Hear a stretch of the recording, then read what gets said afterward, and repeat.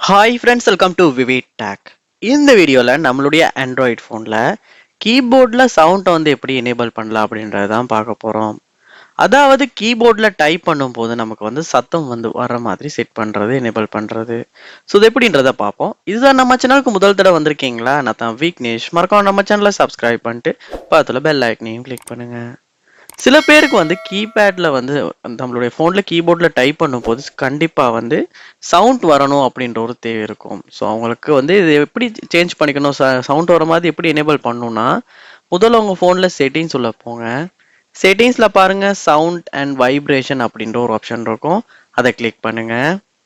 இதுல நீங்க கீழே ஸ்க்ரோல் பண்ணும் பாருங்க, உங்களுக்கு இருக்கும் ஒரு ஆப்ஷன் சிஸ்டம் சவுண்ட் அப்படின்ற ஆப்ஷன். அதையுமே கிளிக் பண்ணுங்க. இதுல நீங்க பார்க்கலாம், சவுண்ட்ஸ் அப்படின்றதுல சாம்சங் கீபோர்ட் இல்லாட்டி கீபோர்ட் சவுண்ட் அப்படின்ற மாதிரி, இல்லாட்டி கீபோர்டு அப்படின்னு பாருங்க உங்களுக்கு கொடுத்துருப்பாங்க. ஸோ இந்த ஆப்ஷன் அந்த இடத்துல நீங்க எனேபிள் பண்ணிட்டு உங்க போன்ல திரும்ப கீபேடை, அதாவது கீபோர்டை ஓப்பன் பண்ணிட்டு டைப் பண்ணுவீங்களா இருந்தா, அதுக்கப்புறமா கீபோர்டில் டைப் பண்றதுக்கு சத்தம் கேட்கும்.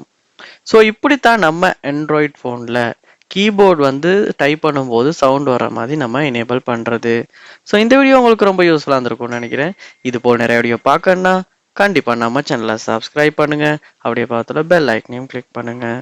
உங்கள் ஃபோனில் கீபோர்டில் ஏதாவது இஷ்யூஸ் இருந்து அது இன்னும் உங்களுக்கு சால்வ் பண்ணிக்க முடியலைன்னா அது என்னன்றதை கமெண்ட் பண்ணுங்கள். நான் அதை சால்வ் பண்ணுறதுக்கான ஐடியாஸ் உங்களுக்கு தரேன்.